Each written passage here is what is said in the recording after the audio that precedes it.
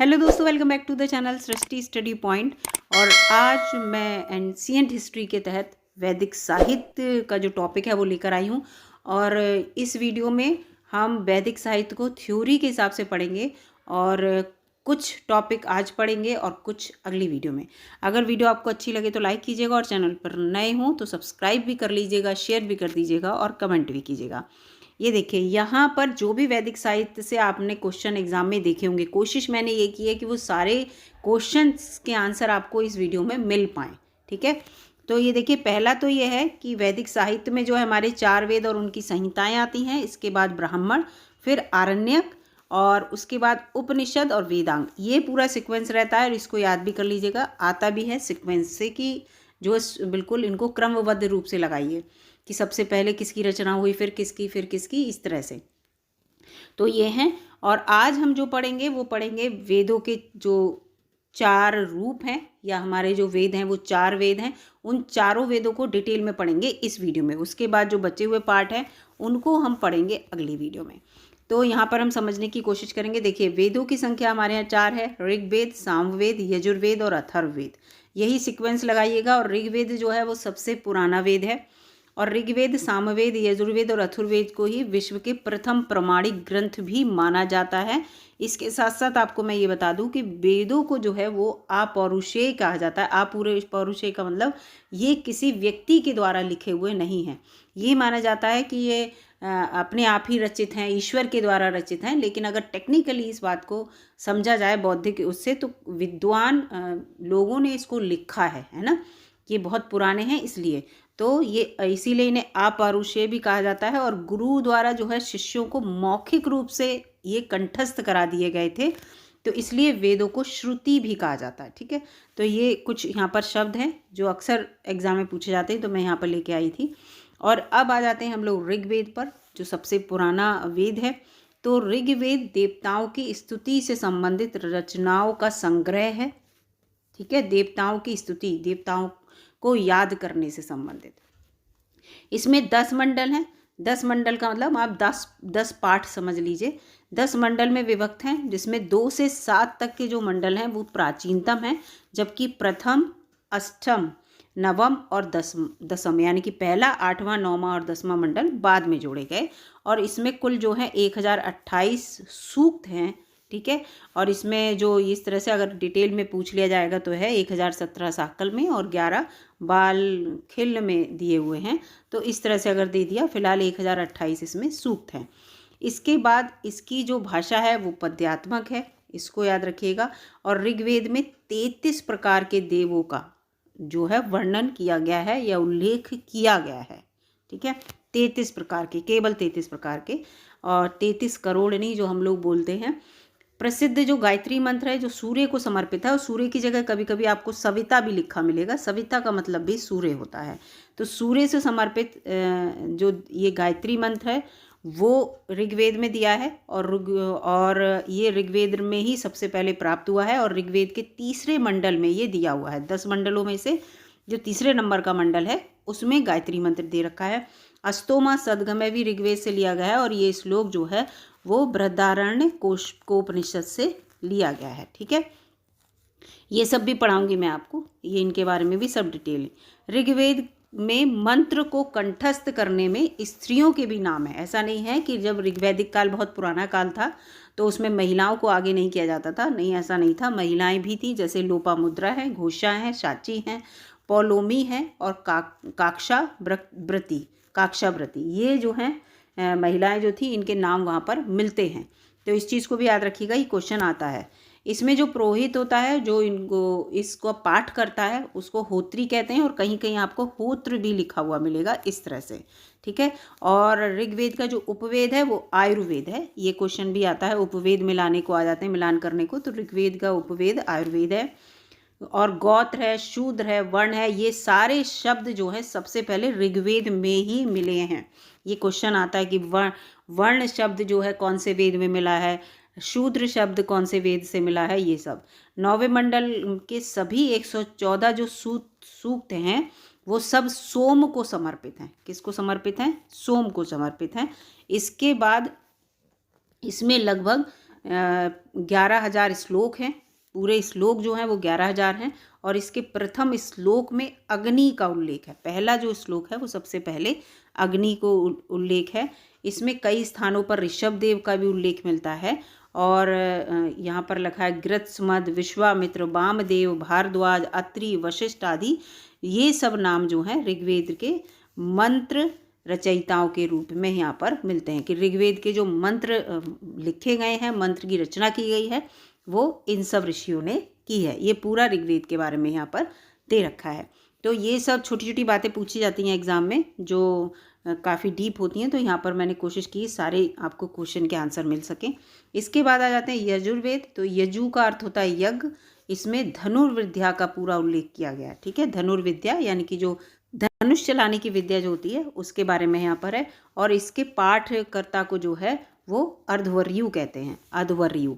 इसको याद रखिएगा। उनकी जो ये ऋग्वेद के पाठकर्ता को क्या कहते हैं? ऋग्वेद के पाठकर्ता को होत्री कहते हैं। ऋग्वेद के पाठकर्ता को क्या कहते हैं? होत्री या होत्र कहीं पे लिखा मिल जाएगा। लेकिन यजुर्वेद के पाठकर्ता को अर्धवर्यु कहते हैं। यजुर्वेद वेद में यज्ञ की विधियों का वर्णन करता है। ठीक है, वेद में क्या बताता है यजुर्वेद कि यज्ञ किस विधि से आपको करना है, ये यजुर्वेद से पता चलता है। और इसमें मंत्रों का संकलन, आनुष्ठानिक यज्ञ, वही यज्ञ जिस तरह से आपको करना है आनुष्ठानिक यज्ञ के समय सस्तर पाठ करने के उद्देश्य से किया गया है। पूरी तरह से किस तरह से आपको यज्ञ जो है उसका अनुष्ठान करना है, किस तरह से पूरे आपको वहाँ पर श्लोक बोलने हैं, किस तरह से पाठ करना है श्लोक का, ये सब लिखा हुआ है। इसमें मंत्रों के साथ साथ धार्मिक अनुष्ठानों का भी विवरण है, जिसे मंत्रोच्चारण के साथ संपादित किए जाने का विधान भी बताया गया है। धार्मिक अनुष्ठान कौन कौन से हमें करने चाहिए ये सब भी इसमें दिया है। और यजुर्वेद की जो भाषा है वो पद्यात्मक और गद्यात्मक दोनों है। और यजुर्वेद की 2 शाखाएं, ये भी रट लीजिएगा, कृष्ण यजुर्वेद और शुक्ल यजुर्वेद। तो कृष्ण यजुर्वेद में की भी 4 शाखाएं हैं। अगर और डीप पूछ लिया जाएगा तो ये क्या है? मैत्रायणी संहिता, काठक संहिता, कपिनथल और संहिता। इसके बाद शुक्ल वेद की 2 शाखाएं हैं जो शुक्ल यजुर्वेद की, इसमें मध्यान्ह और कण्व संहिता। तो ये अगर डीप में और ज़्यादा क्वेश्चन पूछे जाएंगे तो इस तरह से आ सकता है। और शुक्ल यजुर्वेद है तो वो पद रूप में मिलता है, यानी कि गाने के रूप में। इसमें यह 40 अध्यायों में विभाजित है और इसका है बाजसनेय शुक्ल यजुर्वेद की संहिताओं को बोला जाता है। बाजसनेय जो है वो किसको बोला जाता है? जो शुक्ल यजुर्वेद की संहिताएं हैं उनको बाजसनेय बोला जाता है। ये क्वेश्चन आ सकता है। यजुर्वेद का ब्राह्मण ग्रंथ जो है वो शतपथ ब्राह्मण है। ब्राह्मण ग्रंथ जो है वो ब्राह्मण जो बाद में पढ़ेंगे हम लोग, वो शतपथ ब्राह्मण है। और यजुर्वेद का जो उपवेद है वो धनुर्वेद है, क्योंकि पहले ही बताया कि आपको धनुष बाण सीखने की वो प्रक्रिया जो है इसके अंतर्गत आती है। और धनुर्वेद अस्त्र शस्त्र से संबंधित है। द्रोणाचार्य, विश्वामित्र, कृपाचार्य इससे संबंधित प्रमुख आचार्य हैं। इसी ग्रंथ में पहली बार राजसूय और वाजपेयी जैसे 2 राजकीय समारोह का भी उल्लेख है। ये क्वेश्चन आ सकता है, 2 राजकीय समारोह का उल्लेख कहाँ पे है? तो ये यजुर्वेद में दिया है। और ईशोपनिषद यजुर्वेद का अंतिम भाग है। यजुर्वेद का अंतिम भाग क्या है? ईशोपनिषद है और ये आध्यात्मिकता से संबंधित है। इसके बाद अगला आते हैं सामवेद। सामवेद जो है संगीत से है। आप सा से सामवेद, सा से संगीत। सामवेद की रचना ऋग्वेद में दिए गए मंत्रों को गाने योग्य बनाने हेतु की गई है। ठीक है, ऋग्वेद में जो मंत्र दिए, ऋग्वेद की जो विधा मैंने आपको दे दी पद वाली है, तो उनको किस तरह से गाना है ये सामवेद में बताया गया है। सामवेद की ऋचाओं का गान करने वाले ब्राह्मणों को, जो सामवेद की रचनाएं जो थी उनको गाते थे, तो उन ब्राह्मणों को उद्गात्र कहते थे। क्या कहते थे? उद्गात्र। इसके बाद इनमें क्या है? इसमें 1810 छंद हैं, जिनमें से 75 को छोड़ दीजिए, शेष सभी ऋग्वेद में दे रखे हैं। केवल 75 अलग हैं और सभी ऋग्वेद में उल्लिखित हैं। सामवेद 3 शाखाओं में विभक्त है, कौथुम और फिर राणायनीय और जैमिनीय, ये 3 शाखाएं हैं इसकी।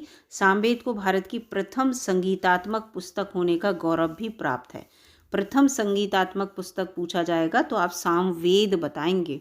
सामवेद के ब्राह्मण ग्रंथ जो हैं सामवेद के, वो हैं पंचविश, तांडय और जैमिनीय। कौन कौन से ब्राह्मण ग्रंथ? पंचविश, तांडेय और जैमिनी है।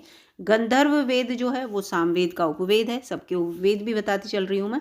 गंधर्व वेद सामवेद का उपवेद है और ये भरत नारद मुनि से संबंधित है। और इसमें क्या है, गायन और नृत्य आदि का जो है वर्णन है, उपवेद जो है, ठीक है, इसके बारे में। तो क्योंकि सामवेद है वो खुद संगीत से रिलेटेड है, तो इसका जो उपवेद होगा वो भी संगीत से रिलेटेड होगा।